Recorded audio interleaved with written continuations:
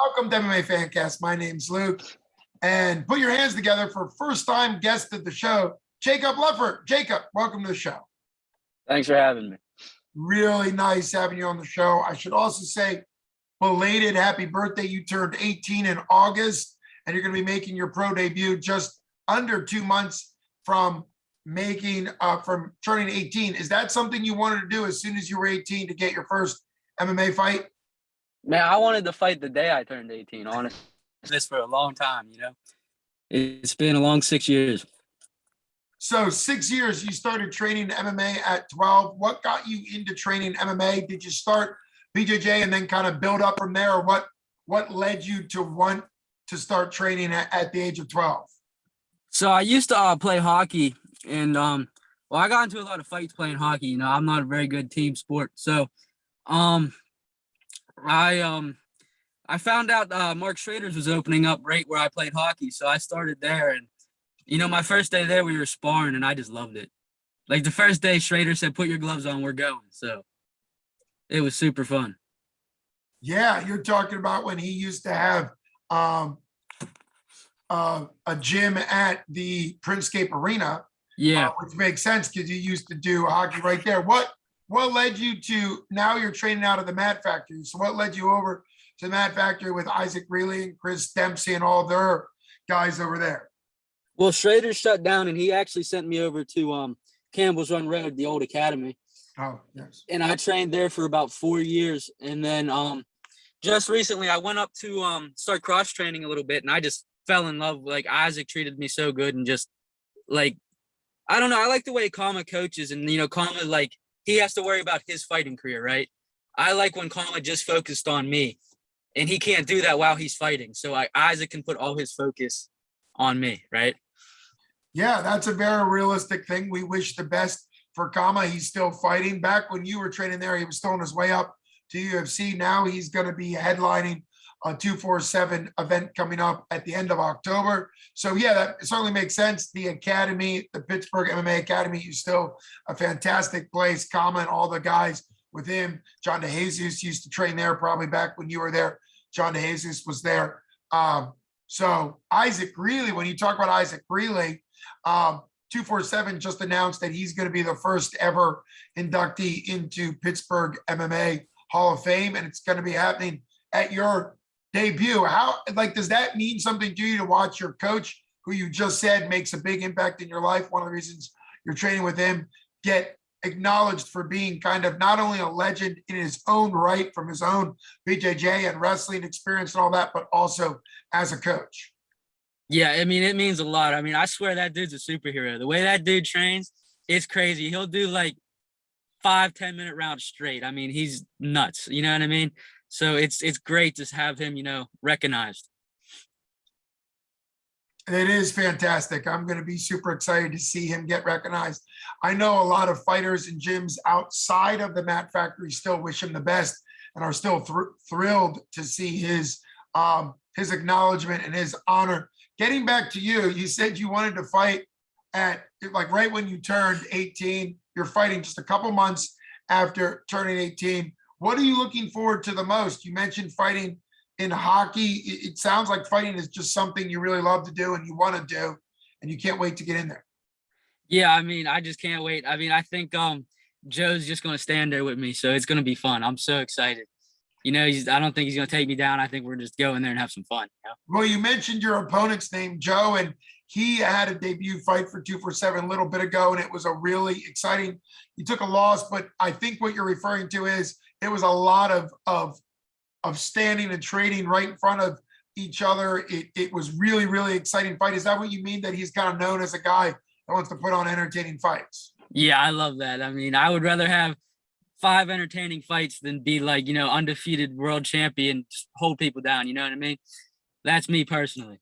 Well, that's you personally right now, and keep that attitude for as long as you can. There is something we've seen aging MMA fighters, and you're the opposite of that. You're 18, but maybe in 20 years when you're 38, you might be developing a different strategy or technique as you age. We've seen that happen. Even Glover Teixeira, who was champ, and I loved that at 42 years old becoming champ. Obviously, his fight game evolved during it. But it's great to be young. It's great to be you and ready to go. What do you think is kind of what is going to make Saturday the success for you? You want to put on a show, you want to be entertaining.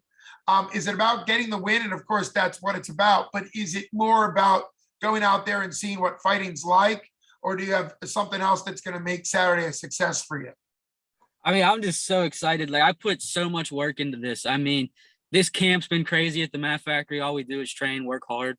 And I mean, for the past 6 years, I knew as soon as I stepped on the mat and Schrader punched me in the face, like I knew I wanted to fight, right? So like all that work and time I put in, I mean, it's definitely going to be fun. And I'm so excited to come out there and make my debut. Well, I could tell that from the post that 247 put out that they're excited to have you making the debut for 247, as well as also to welcome Joe back. That's something I always try to point out, that, you know, the way people fight matters, at least for 247, more than just the wins and losses. Joe put on a great fight, even though it was a loss, and they're happy to have him back. Obviously, to face you is be exciting. The Mat Factory is about as deep and as strong of a gym in the area as you can get. What was your first fight you went to for 247? I know the Mat Factory's had so many fighters on it. What fight do you remember, and what was it like watching live MMA? I think it was a Kama Worthy card. It was Sure. my buddy Rob. I was still at Traders at the time. He fought. He got that big cut. I don't know if you remember that at the it might have been like their second or first show. Well, I was there for him. I can't fully remember. What was his last name? Licked. He got hit with like a spinning back fist and got cut right on the nose. Oh, yes. We were debating on the commentary. I think that was fight. You're right. It was either fight 1 or 2. I believe it was fight 1, because I was trying to explain that if it was an elbow, because sometimes when people do back fists, it's actually an elbow, which in pro is legal, in amateur is not. We were talking about it. He got laid open and just bled everywhere. That's a pretty intense first fight for you to remember, for sure. And it was a good performance. It was a good performance, very exciting. That's what happens. Obviously, amateur MMA, there are some rules where you can't do all the skills to try to keep people safe and let them develop, but it's still MMA. It's still a fight. People still get knocked out. Stuff still happens.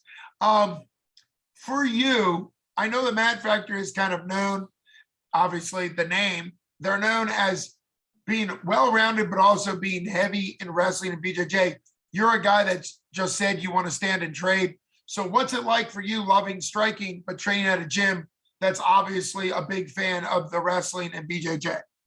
Well, that was another part of my move. You know, I got to like up my game. I wrestled in high school. I wrestled for Canada Mac, but like I only wrestled for 3 years. So I need to, like, you know what I mean? I want to be in this for the long haul. So I need to learn how to wrestle.